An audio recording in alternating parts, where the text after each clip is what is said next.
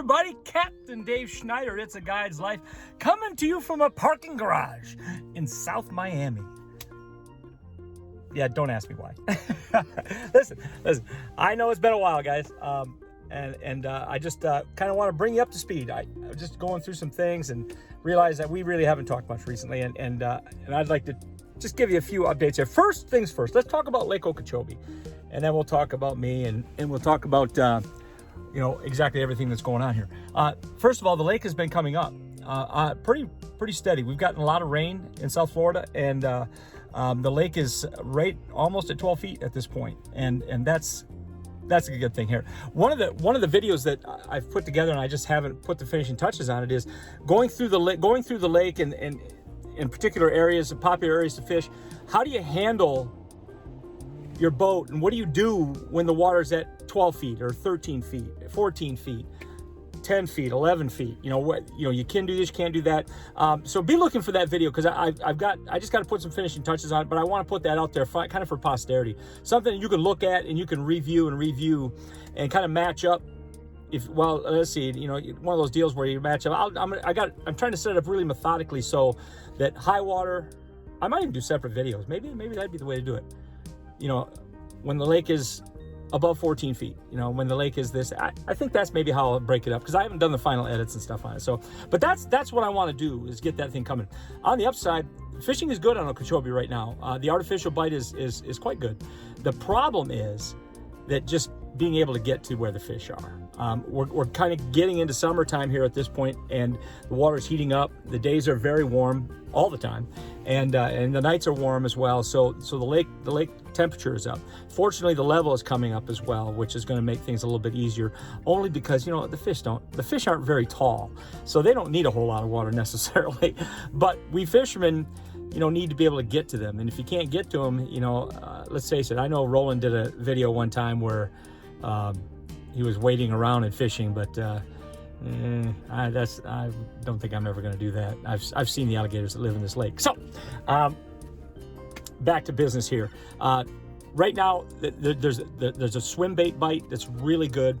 Skinny dippers are very good right now. You can work them right on the great thing about a skinny dipper, and even or any kind of swim bait really, is you can work them right on top. You can throw them a country mile and work them right on top, or you can let it go down a little bit. It's a very versatile bait, and so it's one of the go-to baits right now. Now, if you get out there and you want to try and throw something, you just want something else in your boat, a swim jig is going to do the same thing. When the sun gets up really high during the day, the problem is there's not a lot of heavy grass cover, and so the pitching and flipping right now is kind of deal, and it's pretty hit and miss as well. But having said that, there are areas that you can go. West Wall right now on the lake in Clewiston is really good, but if the lake is below 12 feet, I'm just telling you this, if the lake is below 12 feet and you decide to go out the Clewiston Canal and take the Clewiston cut across, it's the left-hand turn. We call it the West Wall cut or whatever, but it's the left turn. When you go out straight out of the locks in Clewiston, you make that first left before you get to the spoil islands out on the lake, and you cut right through there and go across there. I'm telling you, it's where you can try and trolling motor through there, and you'll hit rocks with trolling motor. All right, so it is, when it gets below 12 feet, I would never run through there. I've seen people doing it. I'm just telling you that is not really a recommended way to go about your business. All right, but getting there. So how do you get there? There's two ways. You can run all the way out past the spoil islands, and there's this out near the water tower, there's these two lead pipes, and if you go between those two pipes, that's safe. And then you got to navigate your way back down toward Clewiston again. If you've never done it, I don't, that's iffy as well. Best way to go, I would say, is probably run all the way in the canal down to Uncle Joe's cut, take Uncle Joe's cut out to the lake, go through the goalposts, stay out wide, like a half mile away from the grass kind of thing, and get your motor up, sit your boat down. It's going to take you 15 minutes or so to troll the motor into the fishing area, and you're good to go. And you can catch them, horny toads, popping frogs. I like the swimming frogs a little bit better this time of year, and I'll have a skinny dipper, a horny toad. I'll have a big easy which is another type of big swim bait, and I'll have all these in larger sizes. I'll always have a Senko, of course, and those are, I like to have a swim jig, and I'm trying to think, and and always a fluke. You need a Senko and a fluke if you're ever on Okeechobee all the time. You have to have those rods on your deck. So that's what I would have on my deck, and I would just keep kind of mixing it up. One of the things, the water's shallow, so get your trolling motor up and try to be real careful with your trolling motor. Try not to run, and because you'll spook a lot of fish right now in this shallow water, and that will hurt your bites. Now I was out here the other day, and I ran all the way down to South Bay, worked my way back up, and the problem is you just can't get into those areas. Now, when it gets to 12 feet, you can, but the problem with getting in there at that point, however, is you can get in without hitting anything, sit down, you might get on the bottom a bit as you sit down, so make sure you're sitting down in areas that aren't full of rocks, but you sit back down, and then but the problem is it's very difficult to get back up on plane. When the water gets to 12.3, 12.5, then it's a little easier to get up on step. And I used to do this thing called the Okeechobee takeoff, and where you do the big O, you literally turn a circle, and I've done that in videos before, and I'm going to feature that in the video that I'm putting together for that. But long and short of it right now, fish early or late. Midday it's brutal hot. Make sure you get out early, and West Wall right now is some of the best fishing in this area. It is just simply in West Wall, just on the outside. And guys, it's a mile long. You just pick a cut and work your way in, and if you find a school of bass, they'll probably be there for several days. So you kind of keep it quiet, and people won't get in there and molest your fish. Now, if I get on something good, I'll be sure and send you the numbers. Anyway, Captain Dave, little on the personal side of things. Get ready, going to Michigan for the summer. As always, I always go up there every summer. And guys, listen, if you want a smallmouth trip, you got to get a hold of me. I'm going to be in Michigan probably starting June 12th, and I'll be there all the way up there till August. All right, guys, you got to come up, man. I dare you. I double dog dare you to come up and catch a giant smallmouth. Guys, 6-pounders are pretty doable. Catching a 6-pounder up there is like catching a 6-pound smallmouth is like catching a 10-pound largemouth. I mean, that's how big a deal that is, right? And a 6-pound, I would say a 6-pound smallmouth in those northern waters where I'm fishing right now, you've got what I would say, you probably have a much better chance of catching that fish because of the numbers that are up here in the Great Lakes than you do catching a 10 in Okeechobee right now. And now, having said that, Rick Swearingen from West Palm, shout out to you, Rick. He's caught 2 10-pounders in the last year on Okeechobee. So yeah, it can happen. But I fished the same fishery. I caught a 7-1 a few years ago. I caught the 8-4, I guess 3 years ago now. And an 8-pound 4-ounce smallmouth, you guys, is like it's like catching a 12, 13-pound largemouth, comparatively speaking. I'm not talking about how they fight. I'm just talking about how the rarity of that species and just how big a deal it is to catch a fish like that. Now, I've had a lot of guests come up and have some great fishing. And so if you've been up here fishing with me, do me a shout out on this thing. Put some comments down. Now, it also could be tough. All right, it can be tough.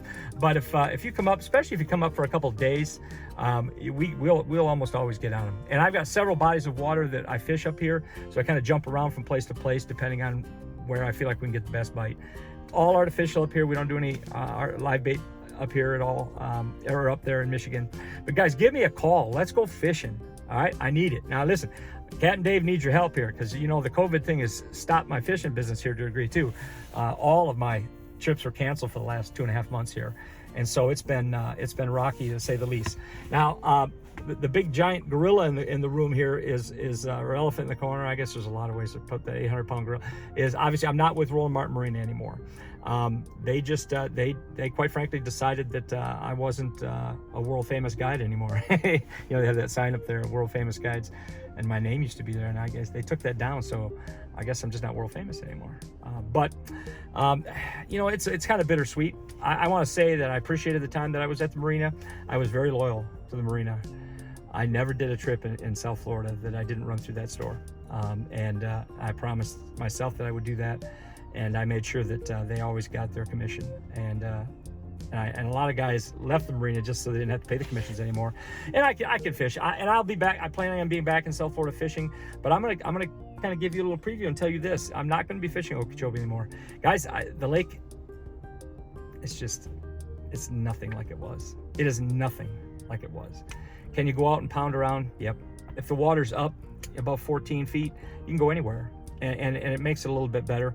But even at that level, to find clean water right now, the submerged grass is gone. They killed it. Between the Corps of Engineers and the hurricane that we had here a while back, it's gone. And there's just, I don't know when it's gonna come back. But I do know this: there are some fisheries in South Florida that are fantastic, and their their levels stay pretty consistent, and they're full of big fish. And I'm gonna tell you straight up right now that the Kissimmee chain is probably right now the top fishery in South Florida. Now, I'm not talking about the little rinky-dinky hide in the hole type places where a lot of people go out and catch wonderful fish. They're all over. Those little lakes are all over the place. And in fact, shout out to a guy who's got, is it Small Water Charters. I'm giving him a shout out. Small Charter Waters. Anyway, I'll try and put a link in there for you. You check out his YouTube channel. I want to say it's Small Water Charters.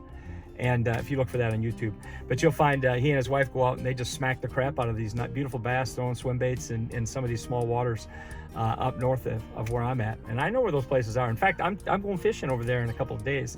I've got me and Major Beeman are going to get in the boat together and spend a day. Having said all of that now, and I'm starting to ramble, back to my situation. It looks like I'm going to be fishing out of the Kissimmee chain next year, which is kind of great. It's a great shiner lake as well. You can continue to do the shiner fishing for those of you who want to shiner fish. For those of you who come down and you want to stay in the Orlando area, you're right there. Your family if you come down with your family, you can steal away a day and we'll go fishing. Artificial, I'm going to fish Lake Kissimmee.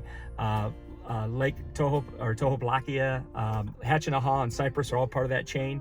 I'll tell you, there's some other bodies up there too. Lake Walking Water it's actually got an Indian name which I can't pronounce.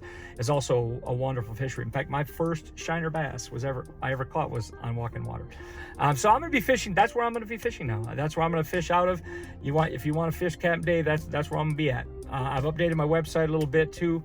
And there's, so check it out, guys. Captain Dave Schneider, It's a Guide's Life, just giving you an update. I'm still here. Guys, this COVID thing has been between getting ready to move and moving out of our house in Clewiston, between getting ready to move and all that kind of stuff. It's just been hectic and crazy and whatnot. So about 10 days here, I'm going to be settling in. Hopefully I'll be up north here, and we'll get back on the computer and we'll get things rolling again. Appreciate your patience with me, guys. I'm going to do a 5,000 subscriber giveaway. We're not far from 5,000. I've got a little something I'm going to give away here. It's really nice. Came from one of my sponsors, and from their hands to your hands type thing. Captain Dave Schneider, It's a Guide's Life. It's a great life. Shout out to my grandson Jack and my grandson David, aka Boo. I'm hoping to get to see them pretty soon as well. Anyway, guys, listen. Ardent Reels, shout out to Ardent Reels. I want to give them guys a shout too. Guys, if you have not gotten on their website, they've got some great deals going on right now where they're reducing prices for entry-level sponsorships and things like that, and you can get huge 40-50% discounts on their products and stuff. So but when you get in there, make sure you tell them Captain Dave sent you. Anyway, a shout out to the guys over at Trocar and Eagle Claw as well. Mike and Eric, appreciate you guys and whatnot. Anyway, talk to you soon.